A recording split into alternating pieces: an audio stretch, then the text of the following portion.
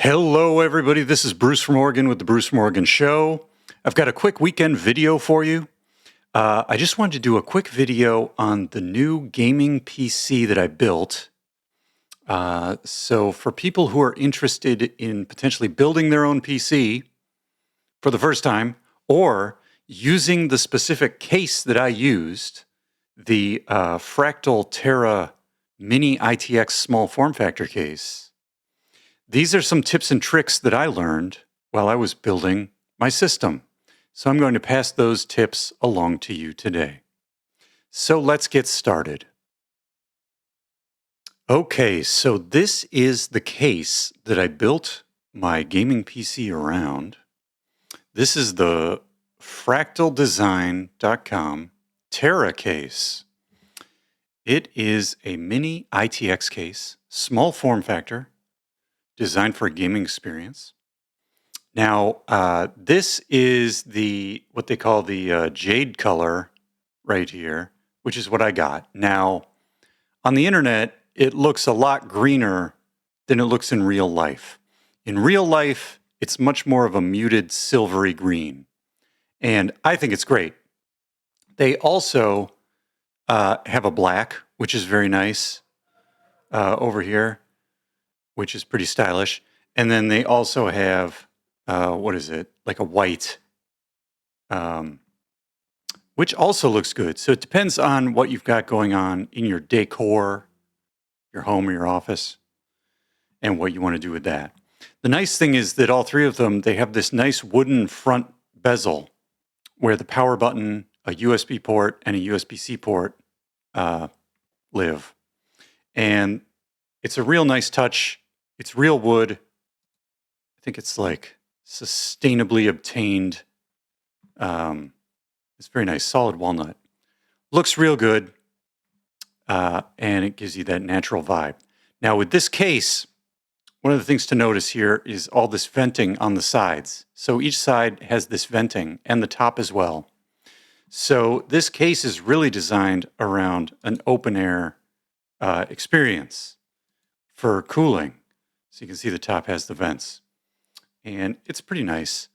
So the other aspect of this case that's very nice for this build is this center spine here. So the way this works is that the motherboard is going, and the power supply are going to go on one side of this spine, and then the add-in graphics card for gaming video is going to go on the other side. And it's going to do that with this graphics card riser sort of piece over here. So it connects to your motherboard on the top, wraps around this spine, and then you install the graphics card right here as usual. And that's what lets everything fit so nicely into this case. So you can see the spine here. And the nice thing about this spine is you can move it from side to side. So if you have a bigger graphics card, you can move it over to give more room for the graphics card. Or if you want to get a really big CPU cooler and your graphics card's not too big, you can move it over the other way. And that's what I did. So we'll get into that. So this is the idea with the case that we're going to build. Now, what do you need to build a gaming PC inside this case? Let's go through all the parts you need. First, I selected a motherboard, and this will decide what kind of CPU you want to get. Do you want an Intel CPU or an AMD CPU? I went with this ROG Strix B760i motherboard. Now, with the motherboard, you have to make sure that it's a mini-ITX motherboard form factor. So that's important. So you're looking for that mini-ITX form factor. And it'll pretty much look like this, where the entire board is the back panel of all the USB connectors and the ports for a Wi-Fi antenna and audio connectors back here. So it'll be about that length, kind of a square. And you can see it has space here for your memory modules, and it has two M.2 slots. This one on the front, which has a heatsink for your hard drive, and there's one on the back as well. And I only put one disk in here, so I'm backing up my data to other external disks, so I don't need to use both of these M.2 slots. I don't need to install any hard drives in the chassis itself, although that is possible. So I'm doing a very basic build here. So I'm going to put one M.2 hard drive in this top slot with the heatsink here, and then I'm going to put 2 memory modules of DDR5 in these slots over here. And then I'm going to put an Intel CPU into the socket. Now for the CPU, this is very important. What you want to look for is what kind of socket is on your motherboard. Now this one's the socket LGA 1700, and this supports 12th and 13th and also 14th generation Intel CPUs. And we'll get into how do you know if you have a 12th, 13th, or 14th generation CPU in a little bit. If you purchase the ASUS ROG Strix motherboard that is very similar to this, but it is for AMD CPUs, it will have a different socket nomenclature name. So you want to just make sure that the CPU you buy matches the socket type for your motherboard. So in this case, it's LGA 1700. So we have to have an Intel CPU that has LGA 1700. And I can tell you as a tip that this also supports 14th generation Intel CPUs. Now, you want to be careful when selecting your motherboard and your CPU. Go read up on it. For the Intel 13th and 14th generation CPUs right now, there's a bit of a pending issue in terms of getting the voltages and frequencies under control. They're hoping to have some patches coming out later this month. This is August 2024, and we'll see how that goes. In the meantime, you have to be kind of careful about how you set up your BIOS menu options for the CPU, of course. So you want to take that into consideration. Anyway, the next thing we got to put into this system is a power supply. So I went with this Corsair SF850. So this is a small form factor. And what you want to look for here is the SFX. You can see it up here, SFX, or they call it SF850 over here, power supply. And depending on how powerful your GPU is, you know, you could probably get by with 650 or 750. I went with 850 just to be safe. And this is a 80 plus platinum efficiency. So you'll see these, they say 80 or 90 plus or 70 plus, or they'll say gold, silver, or platinum. And the better the numbers, the more efficient your power supply will be in terms of converting wall power into the power that goes into your motherboard. So I went with this SF850. Now the important part to watch out for here, pro tip, this is SFX power supply. There are also, for example, with this motherboard on Amazon.com, there's a bundle where you can get this motherboard with a SFX-L power supply from ASUS.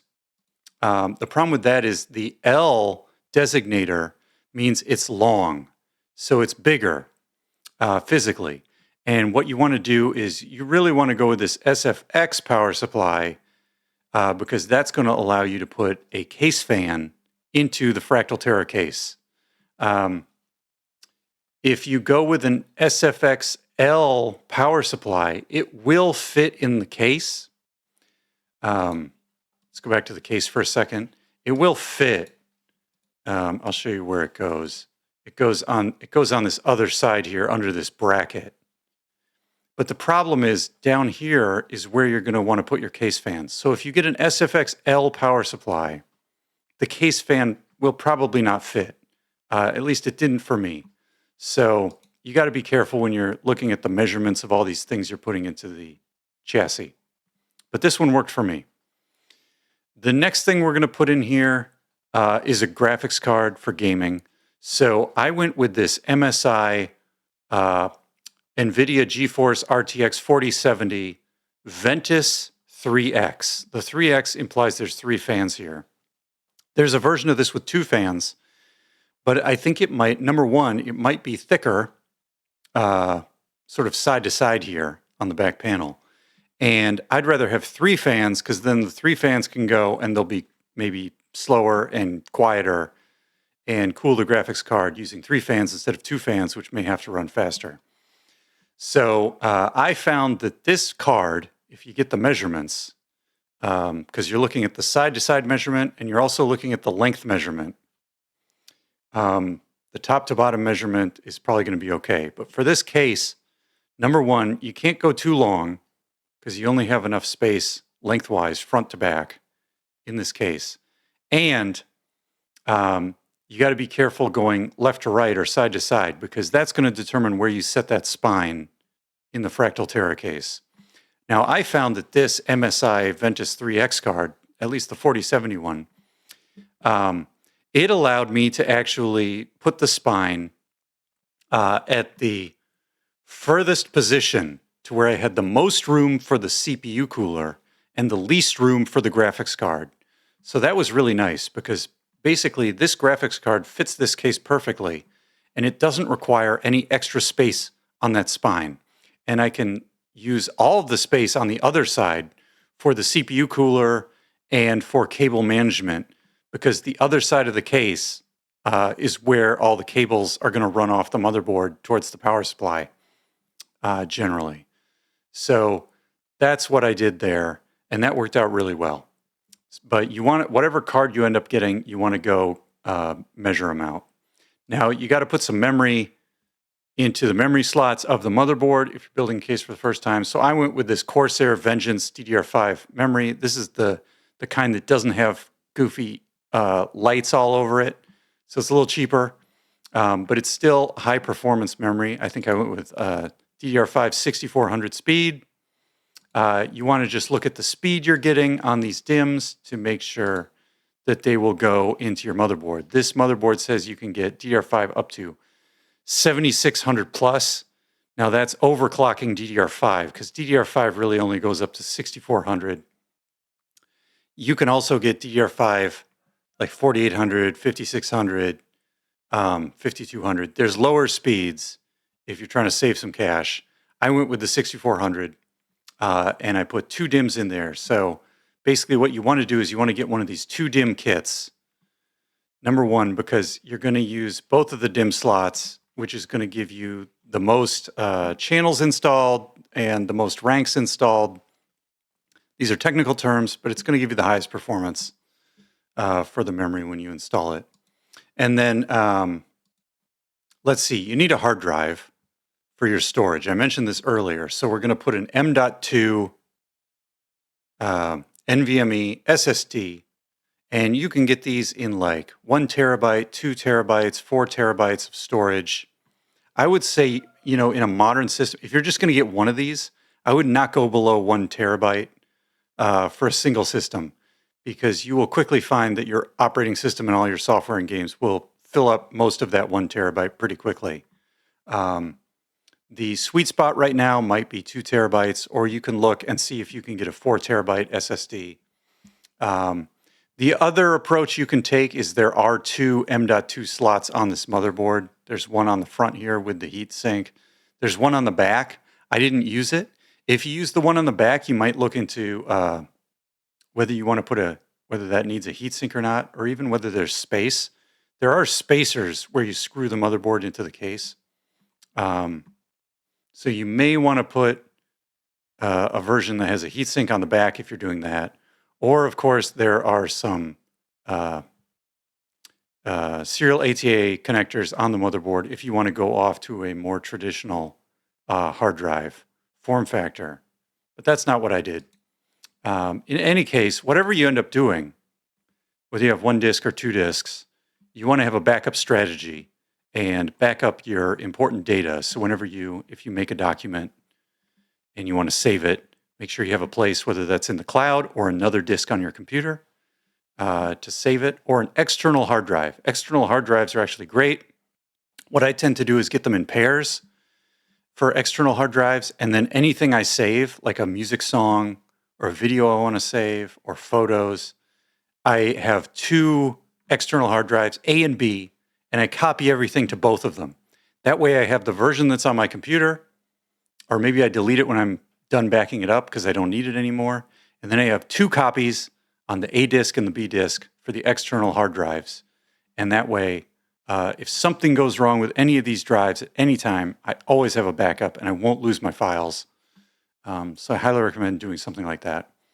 So that's hard drives. So yeah, we've got the case, we've got the motherboard, we've got the power supply, we've got a graphics card, we've got DDR memory, and we've got a hard drive or two to put into the case. Now, the next thing we're going to get, well, we have to have a CPU. I mentioned this before. So, for example, I got one of these Intel 14th generation i7 KF CPUs. Now, what does this all mean?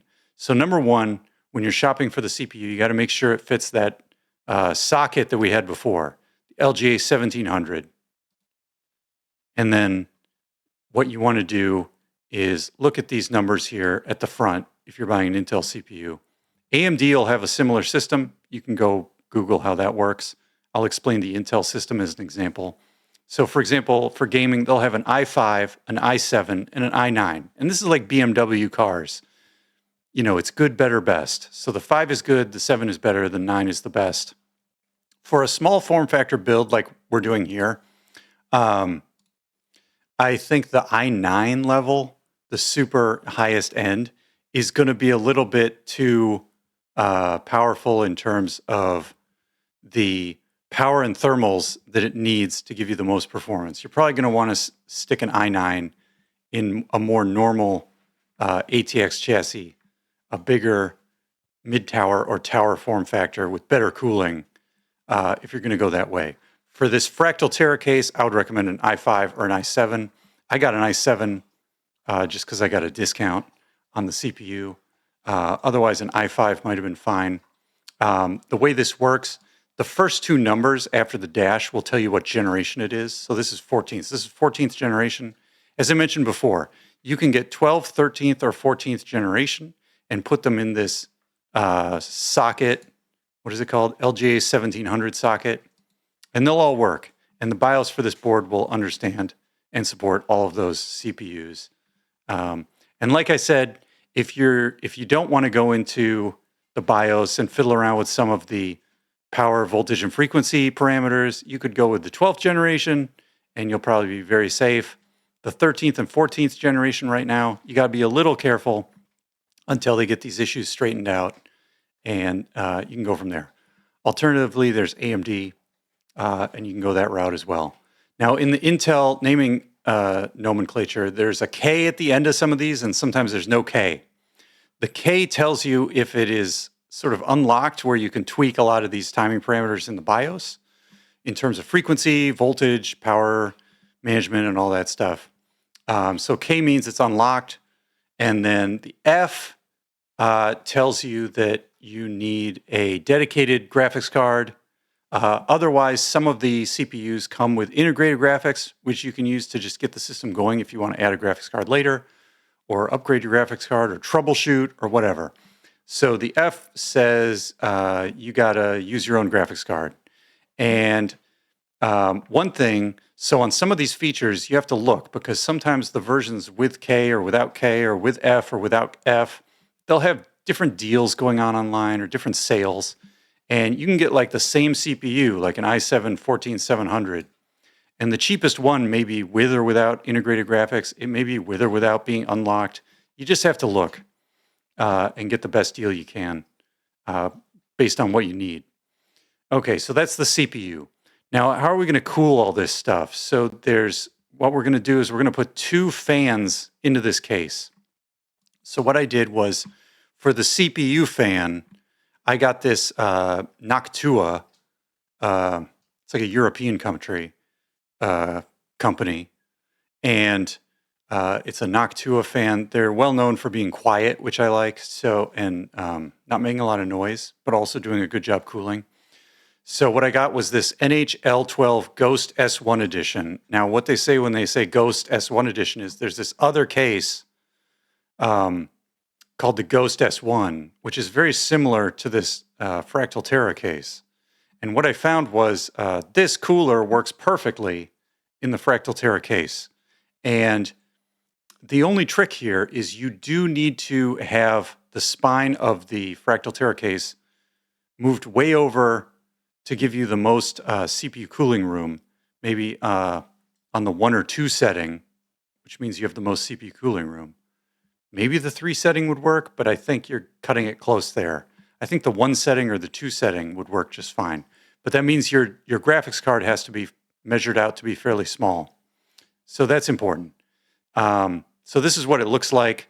There's a heatsink and then a fan and then a nice 4-pipe heatsink on top of that. Let's see, I don't know if there's better pictures. Yeah, so you can see it here. It's pretty big, and I like the fact that the fan is there in between the heatsink and the fins of the cooler. So you don't have to worry about, you know, taking the fan on and off or anything like that. It's all just set up for you. So that's very cool. Now, if you have a GPU and you need more room on the GPU side and you have to be like in the center or even push the CPU over to give your GPU more room, this Noctua NF-A12x15 cooler here will also work, and it does not require as much room. Now you can see it's got like these heat pipes here, and I don't know if there's a better picture. They go into the copper heatsink here, and then the fan is on top, which is kind of interesting. And it's okay. I mean, these clips on the side keep the fan on here. So if you need to troubleshoot or anything, you can take the fan off. Or if you need to rotate the fan around to put the cable for the power connector where you want it, you can kind of do that, I guess. And then there you go. So that's another alternative there. Let's see. And I think if you even have like a really lower powered CPU in this build, I think Noctua even has a model that's even smaller than this. Like if you really want to push the CPU side all the way over and give the most room to your GPU, I think there's another cooler that they have that you could get for that. Now for the case fan, this is what we got here. So this is the NF-A12x15 PWM. And it's nice because it's a very thin, slim fan, but it's very big, and it goes in the bottom of the case. And you can put one of these in the bottom of the case. There is not room for 2 once you have all the motherboard and the GPU installed and all that. So there's no room under those near the back of the case for another case fan. There's just room for this one at the front. So basically this goes under the power supply, which is why it's critical to use that SFX power supply instead of the SFX-L power supply. And so I threw one of these in here. I think it helps out a little bit with the power and the cooling. So these are all the pieces that you need.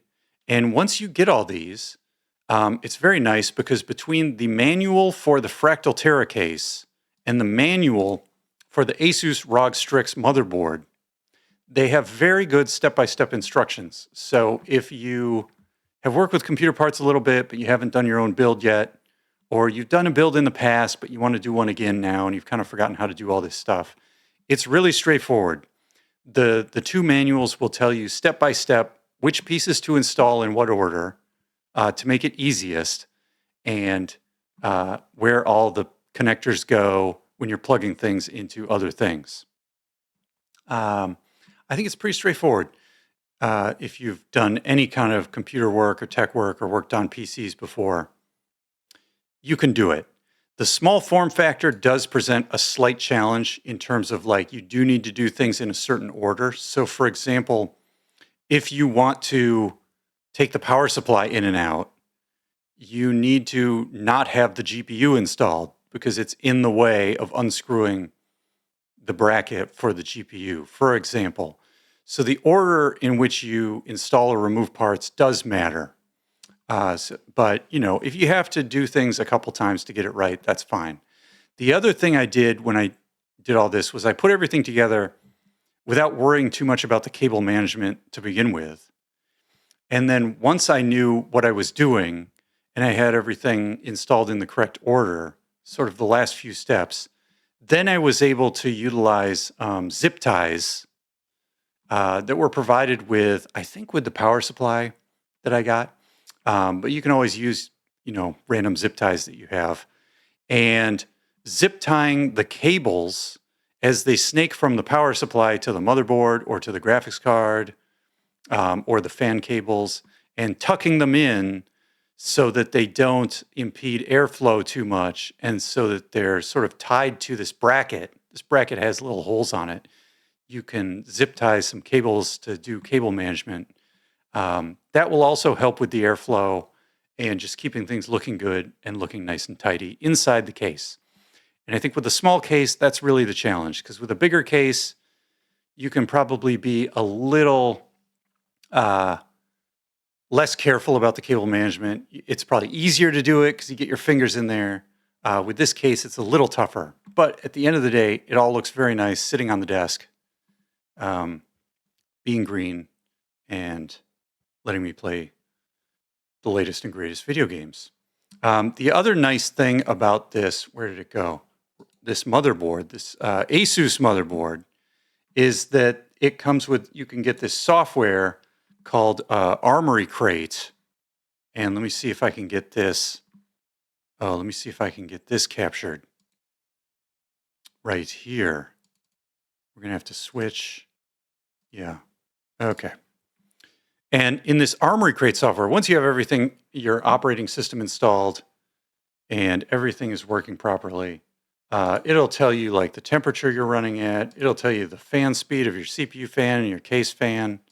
You can watch your voltage in case you have one of these Intel Gen 13 or 14 CPUs right now, where you really got to keep this voltage ideally under 1.5. You can see here mine's sitting at 1.4. Hopefully we're doing all right. Got our temperature here, 55, 60 degrees C, not too bad. Running some things. And the frequency of the cores, all the cores in the system. They'll show you those here. So you can keep an eye on everything. Make sure everything's running properly once you get the system set up. And that's pretty much it. I think if we go back here, this is everything I did in terms of, oops. Yeah, this is fine. Everything I did in terms of building this Fractal Terra based gaming system. Let me just get us back here. Yeah. So it's real cute. It sits on the desk. You have all the connectors, plenty of USB ports, even a couple on the front and the back, because I do like to sometimes plug, you've got a camera or something and you want to just quickly plug something in the front, get that going. You don't have to mess with the back. That's real handy. Yeah, so that's it. There we go. Thanks for watching. This is Bruce Morgan with The Bruce Morgan Show. Have a good one.